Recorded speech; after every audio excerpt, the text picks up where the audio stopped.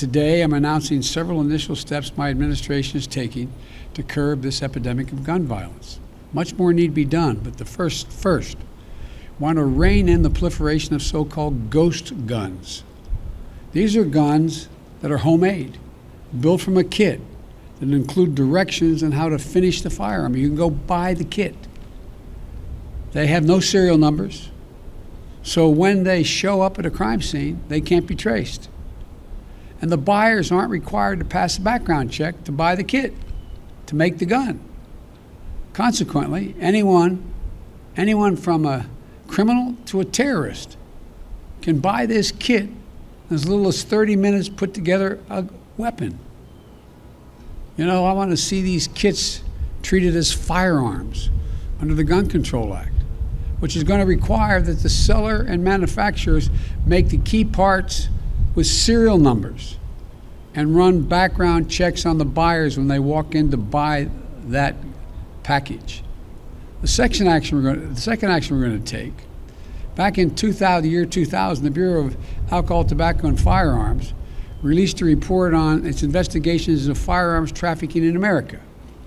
The report was of pivotal value. It was an important tool for policymakers when I was in the Senate and beyond, at all levels, to stop firearms from being illegally diverted into dangerous hands.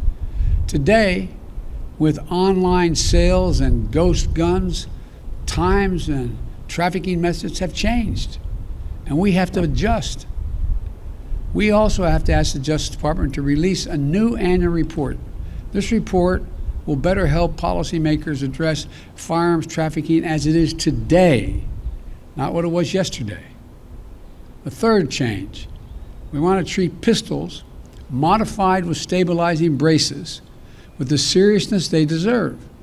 A stabilizing brace shook in a pencil essentially makes that pistol a hell of a lot more accurate than a mini rifle.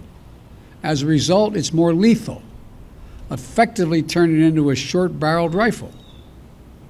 That's what the alleged shooter in Boulder appears to have done. I want to be clear that these modifications to firearms that make them more lethal should be subject to the National Firearms Act.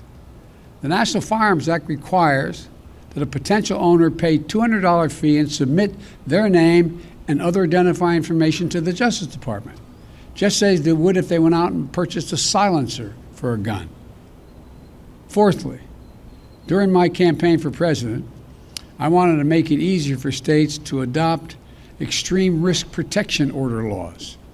They're also called red flag laws, which everybody in this lawn knows, but many people listening do not know.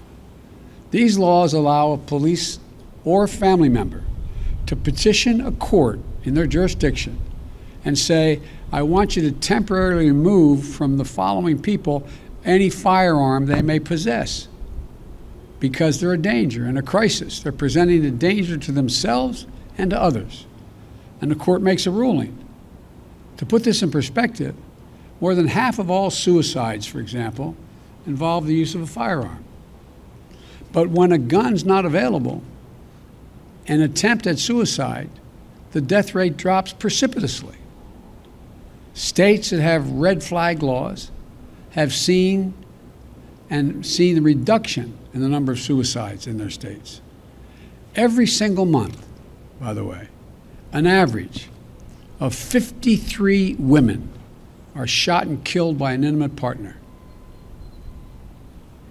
I wrote the Violence Against Women Act. It's been a constant struggle to keep it moving.